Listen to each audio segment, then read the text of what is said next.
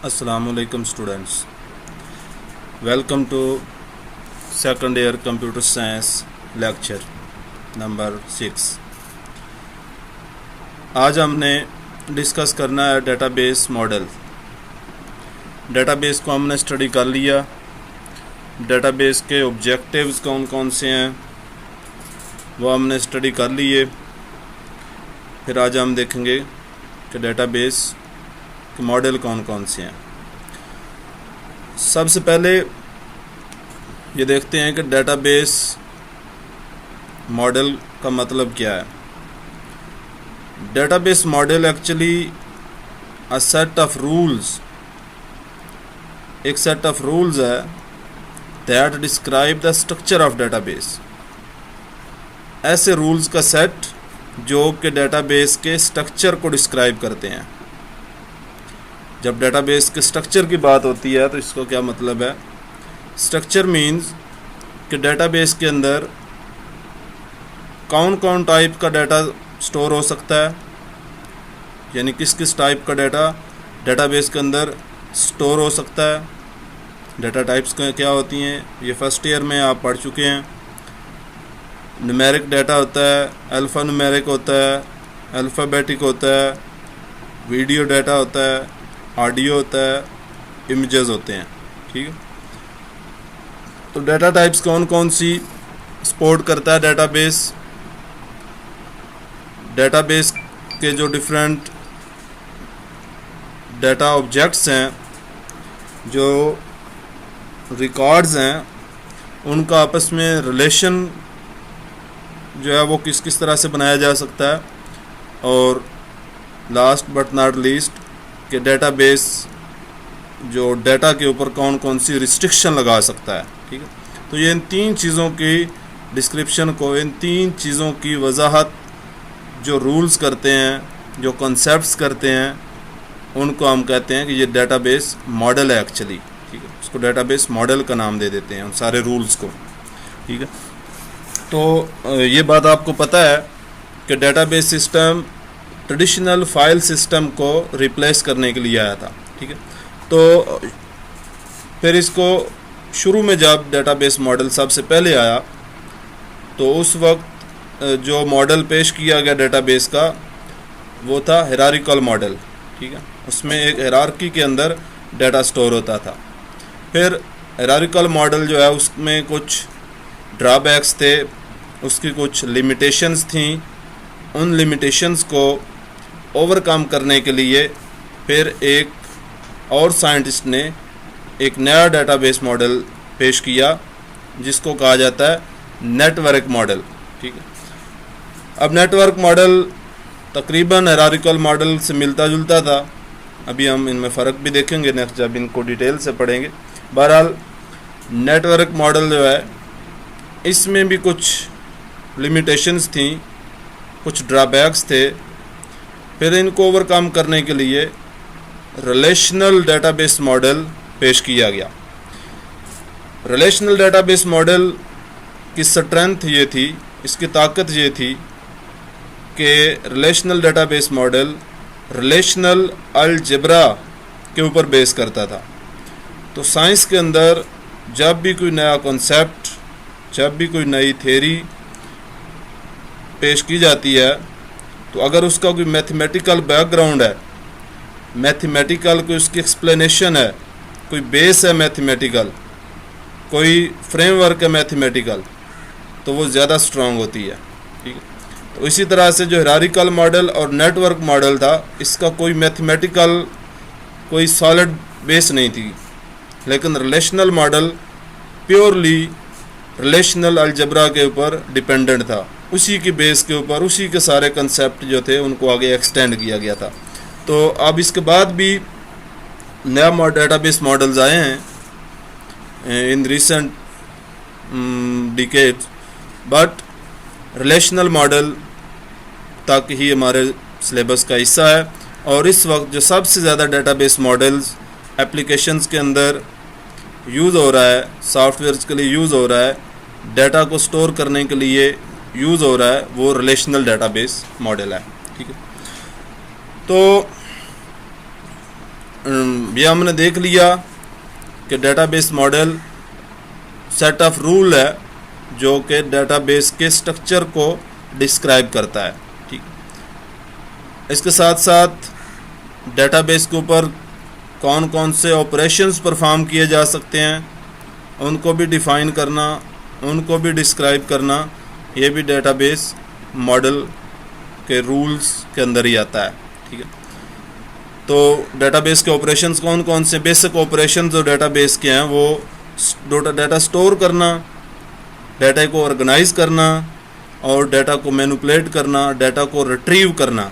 ठीक है, यानी कि डाटा को स्टोर करना है, एक जगह के ऊपर स्टोर हो गया है और उसको वहाँ पे ऑर्गेनाइज भी करना है, स्टोर करते हुए ऑर्गेनाइज भी करना है और फिर वहाँ से उसको फेच भी किया जा सके, ज़रूरत पड़ने पे उसको निकाला भी जा सके वहाँ से। ठीक है, तो ये 3 बेसिक ऑपरेशंस हैं जो डेटाबेस के ऊपर परफॉर्म किए जाते हैं यूजली। तो let's start types of database model. सबसे पहले जो हमारे पास डेटाबेस मॉडल है उसको हम कह रहे हैं हायरार्किकल मॉडल। हायरार्किकल मॉडल, जैसा कि हायरार्किकल वर्ड जो है इंग्लिश का, ये हायरार्की से निकला है। हायरार्की एक तरतीब को आप कह सकते हैं कि एक के बाद दूसरा, उसके बाद तीसरा, फिर चौथा, फिर पांचवा। ठीक है, इसी तरह से हायरार्किकल मॉडल में क्या होता है, हायरार्किकल मॉडल के अंदर जो रिकॉर्ड्स हैं वो इस तरह से ऑर्गेनाइज किए जाते हैं कि वो एक हायरार्की बनाते हैं। ठीक है, अब वो हायरार्की किस तरह की है, वो एक ऑर्गेनाइजेशनल चार्ट की तरह की है। ऑर्गेनाइजेशनल चार्ट से क्या मुराद है? ऑर्गेनाइजेशनल चार्ट, ऑर्गेनाइजेशन, किसी भी ऑर्गेनाइजेशन यानी कि किसी भी आप कह सकते हैं कंपनी, किसी भी महकमे की के जो एम्प्लॉइज़ हैं उनका जो चार्ट बनता है। ठीक, यानी कि अगर लेट से अगर हम बात करें कॉलेज की, तो कॉलेज के अंदर जो जितना स्टाफ है वो सारा रिपोर्ट करता है प्रिंसिपल को। प्रिंसिपल आगे रिपोर्ट करता है डिप्टी डायरेक्टर कॉलेजेस को। डिप्टी डायरेक्टर कॉलेजेस आगे रिपोर्ट करता है डायरेक्टर कॉलेजेस को। डायरेक्टर कॉलेजेस आगे रिपोर्ट करता है डीपीआई कॉलेजेस को। डीपीआई कॉलेजेस आगे रिपोर्ट करता है सेक्रेटरी को। सेक्रेटरी आगे रिपोर्ट करता है मिनिस्टर को। मिनिस्टर आगे रिपोर्ट करता है सीएम को। ठीक है, तो ये एक हायरार्की बन गई है। ठीक है, तो बिल्कुल इसी तरह से इसको अगर चार्ट पे हम ड्रा करें तो जो चार्ट बनेगा इस हायरार्की का, इसको कहते हैं ये ऑर्गेनाइजेशनल चार्ट है। ठीक है, तो बिल्कुल इसी तरह से हायरार्किकल मॉडल के अंदर डाटा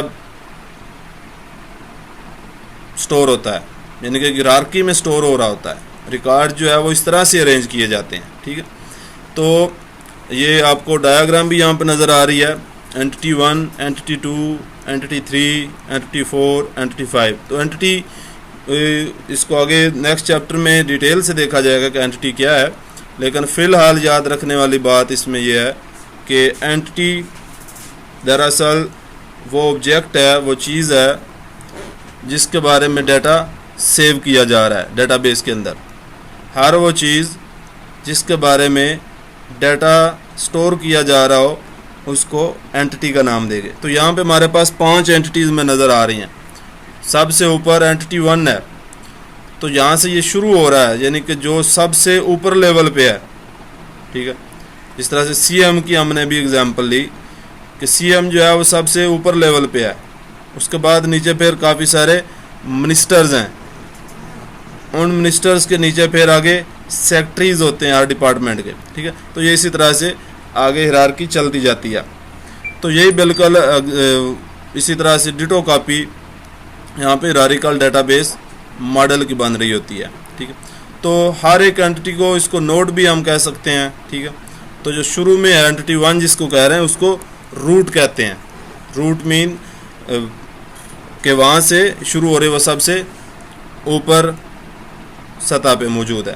ठीक है, तो इसमें एक बात ये होगी। दूसरी बात ये कि इस डेटाबेस मॉडल के अंदर, हायरार्किकल डेटाबेस मॉडल के अंदर जो अरेंजमेंट है रिकॉर्ड्स की, वो चाइल्ड पेरेंट रिलेशन के तौर पे हो रही होती है। ठीक है, एक पेरेंट यानी एंटिटी 1 यहाँ पे पेरेंट है, आगे उसके 2 चाइल्ड्स हैं, एंटिटी 2 एंटिटी 3, फिर एंटिटी 3 के आगे मज़ीद 2 चाइल्ड्स हैं, एंटिटी 4 और एंटिटी 5। ठीक है, तो ये एक चाइल्ड पेरेंट रिलेशन बन रहा है। अब इसमें यह है कि कोई भी एंटिटी जो है, कोई भी चाइल्ड जो है, उसका पेरेंट सिर्फ एक ही होगा। ठीक है, किसी भी एंटिटी के एक से ज़्यादा चाइल्ड्स हो सकते हैं, लेकिन किसी भी एक एंटिटी का पेरेंट सिर्फ एक ही होगा। ठीक है, तो ये हायरार्किकल मॉडल है। ठीक है, नेक्स्ट जो मॉडल है वह network model. Network model is similar to hierarchical model but it has one difference. Network model similar है, मिलता जुलता है, तकरीबन हायरार्किकल मॉडल के जैसा है, लेकिन एक मेजर डिफरेंस है इसमें। The difference is that a child node may have any number of parent nodes.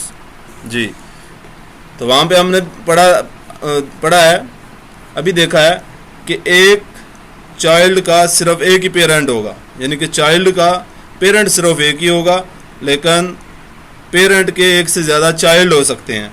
ठीक है, यहाँ पे यही फ़र्क है नेटवर्क मॉडल और हायरार्किकल मॉडल में। यहाँ पे वो कह रहा है कि चाइल्ड नोड जो है उसके एक से ज़्यादा पेरेंट भी हो सकते हैं। ठीक है, चाइल्ड तो हो ही सकते हैं एक से ज़्यादा, पेरेंट भी हो सकते हैं एक से ज़्यादा। ठीक है, तो ये यहाँ पे इस तरह से ये देखें, ये जिसकी तरफ एरो जा रहा है, एरो जिस तरफ पॉइंट कर रहा है वो चाइल्ड नोड है। ठीक है, और यहाँ से एरो शुरू हो रहा है वो पेरेंट नोड है।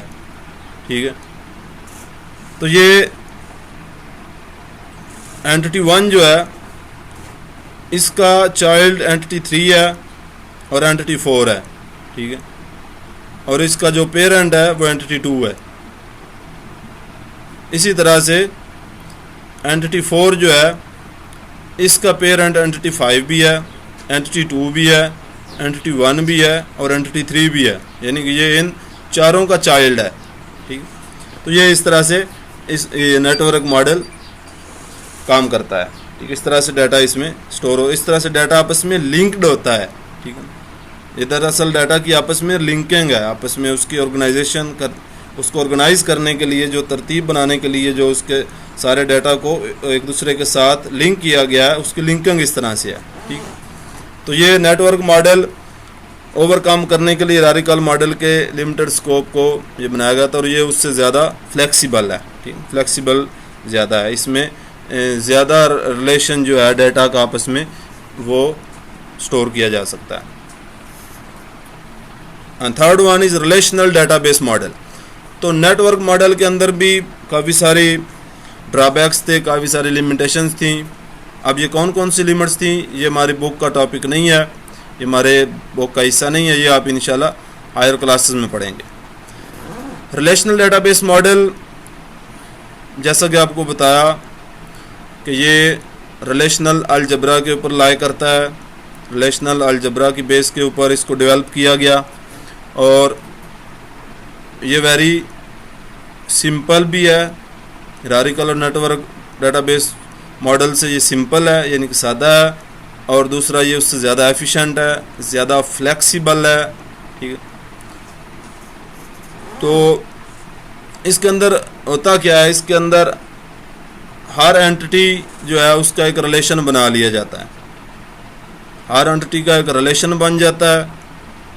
उन रिलेशंस का फिर आपस में जो कनेक्टिविटी है वो कोई फिज़िकल पाथ इनका एग्जिस्ट नहीं करता। जिस तरह से बाकी दो जो है उनको आपस में फ़िज़िकल पाथ उनका एग्जिस्ट करता है, यानी कि डायरेक्ट एक्सेस, वहाँ पे उसको एक जो ऑब्जेक्ट है डाटा का उसको दूसरे के साथ जोड़ा जा सकता है, लिंक किया गया होता है। यहाँ पे फिज़िकल नहीं होता बल्कि लॉजिकल लिंक होता है। ठीक है, यानी कि डाटा जो है उसके एट्रीब्यूट्स की बुनियाद के ऊपर मुख्तलिफ डाटा ऑब्जेक्ट्स को आपस में रिलेट किया जा सकता है, उनके आपस में रिलेशनशिप बनाए जा सकते हैं।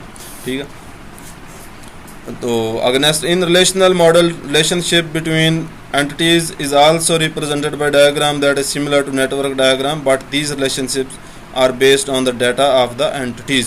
तो ये जो शेयर किया जा रहा है ये इस तरह कोई लिंक नहीं होता, ये सिर्फ दिखाने के लिए है। इसका जो लिंक बनता है वो डाटा बेस की जो एंटिटीज़ का डाटा है, इनके जो एट्रीब्यूट्स हैं उनकी बुनियाद पर बन रहा होता है। तो बहरहाल ये रिलेशनल डाटाबेस मॉडल जो है इसी को ही हमने नेक्स्ट आगे स्टडी करना है, दूसरे तीसरे चौथे पाँचवें चैप्टर तक, इवन छठे और सातवें में भी इसी को लेकर चलना है। तो रिलेशनल डाटाबेस मॉडल जो है यूज़ भी ये हो रहा है, नेटवर्क डाटाबेस मॉडल और हायरार्किकल डाटाबेस मॉडल अब यूज़ नहीं हो रहा है, ठीक है। तो इसको हम डिटेल से आगे जो है वो इसको पढ़ते रहेंगे, इसको जारी रखेंगे पढ़ना। तो इसको आपने स्टडी कर लेना है, इसको रिवाइज कर लेना है। If you have any question you can ask on WhatsApp group, in personal message, or you can even comment on YouTube video in comment section. I hope you will revise this lecture until next lecture. Bye.